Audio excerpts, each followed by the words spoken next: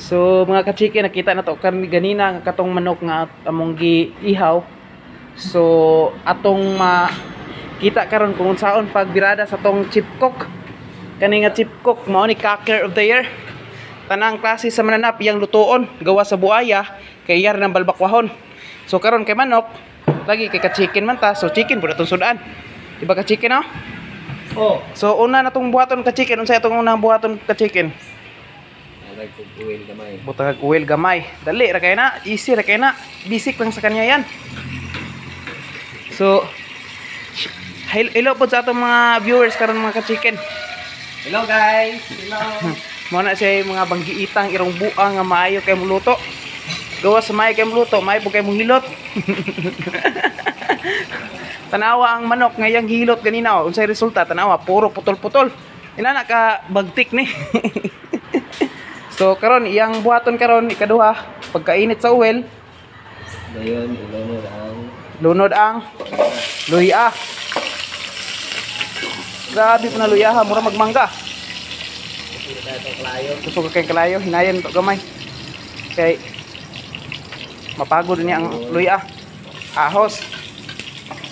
Gisaw na siya mga ka-chicken aron makabalo mo unsaon pagluto. Lantaw mo kayo sa among video.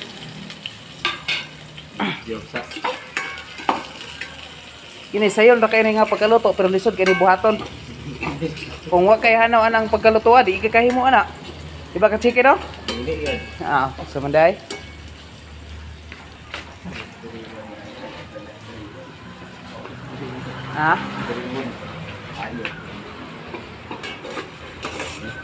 Oh, iyan ang giukay-ukay. Dili na pwede kamuton mga ka-chicken kay ug mo nang kamuton, imong kamot may maluto. Iluno dayon ang kining hinilot nga manok. Nangamoy-ngamoy na mga ka-chicken.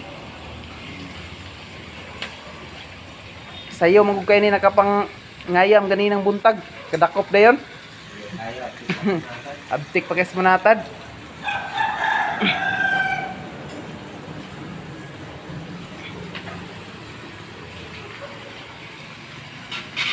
Ang utong usa ka ka-chicken may gihilot pa dre oh.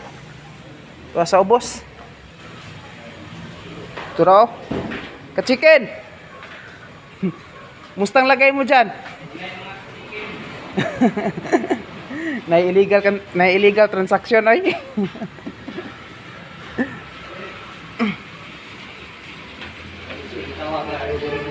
Butangan day ninyo, hindi guman yung butang sa kuan sa manok, paglunod nyo butangan day yung markapato. Dayon, unsa na? Asin. Bitsin gamay. Hindot kayo. Dayon ukayon day ninyo. Ayun ito mix. Okay, mix. Para kining ang iyang lami, ang iyang kaparat ug katamis kuantanan ma-mix siya gyud ayo. Sos papagayat na luto ulam na. Samot nang galuto, ulam na ulam. Ulam. Unsay tawag aning luto mga ka-chicken? Adubong ginataan. Adubong ginataan na yung mga ka-chicken yang giluto karon. So karon pa mo kadungog ana adobo ginataan. So takloban na to gamay. So paabot ang mga 3 ka oras kay kanang manukap gulang pa na sa kong lolo. Kinahanglan nalatan.